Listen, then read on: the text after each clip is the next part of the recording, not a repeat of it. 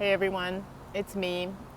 I wanted to, before starting this video, I wanted to ask you, I've been thinking of switching to Patreon to create my videos there. And I just wanted to see what type of content most interests you. I thought of continuing these, what I talked about, well-being, the importance of the body, pleasure, doing some specific ones on sexuality and sexual well-being. And one other category I decided to include is relationships and dating. So let me know if any of those are of interest to you. Today's video is really about trying to understand and make sense of all the crazy things that are happening in the world. Or actually more in this country. I'd like to focus on the US. As someone that moved back from living abroad for 10 years or over 10 years in Brazil, you see this difference in the way that people are, and you start asking yourself, like, what is this main difference that and why this way of being creates a certain set of behaviors that you see in the society. And I experience it on a very interpersonal level in, friendships, dating, and all kinds of interactions, some beautiful and others not so enjoyable, one of which I will have to share with you today. And on the other side of the spectrum, these social expressions of the horrors that we've seen last week, for instance, all of those things really come down to a certain way of being that I wanted to shed light on, that, they have had some really key insights on this. So the experience that I had was kind of a Me Too moment, and it was a really uncomfortable experience. And yet, when you allow yourself to react immediately, so something happens and you immediately react a certain way, you become a victim of it.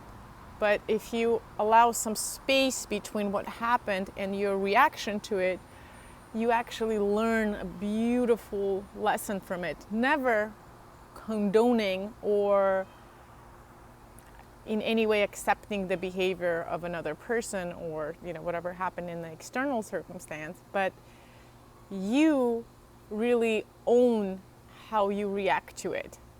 And what I drew from this really uncomfortable and disturbing experience, I could see this extreme disconnect between the body and the mind.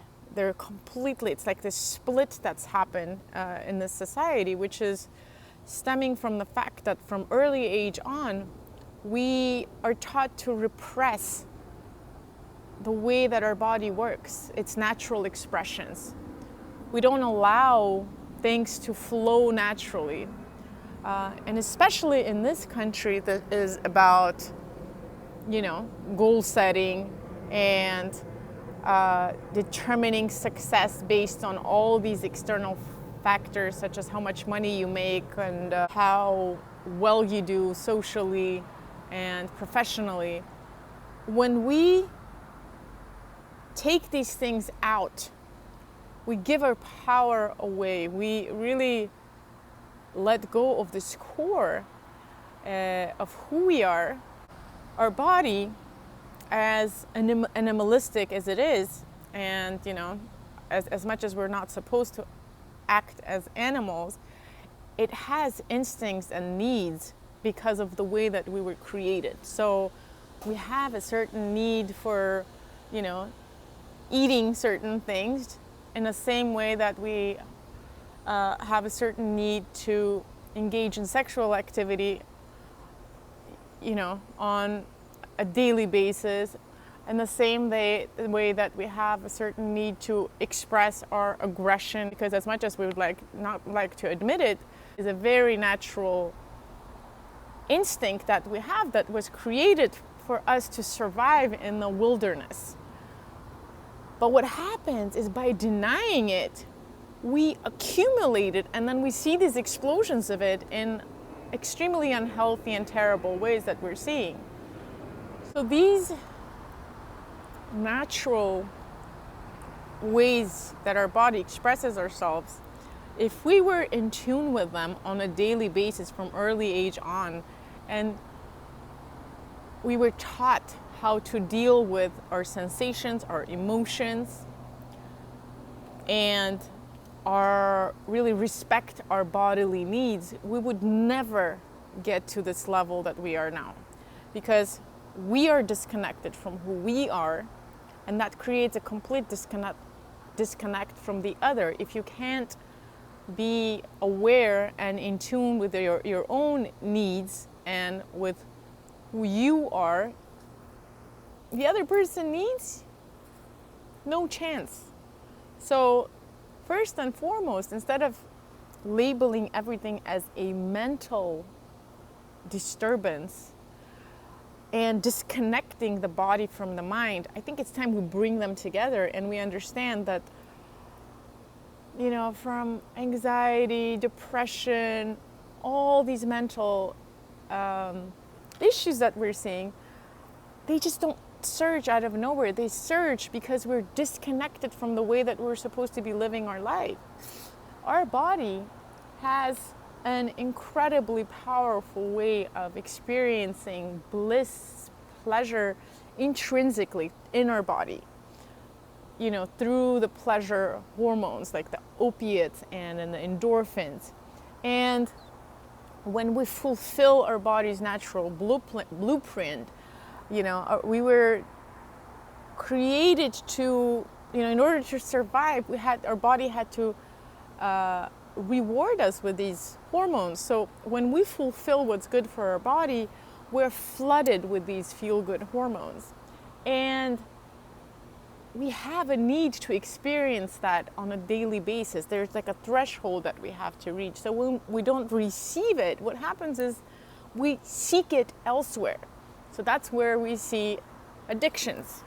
Guess why people are addicted to the drugs? Because they cannot get this sense of pleasure and euphoria intrinsically, internally.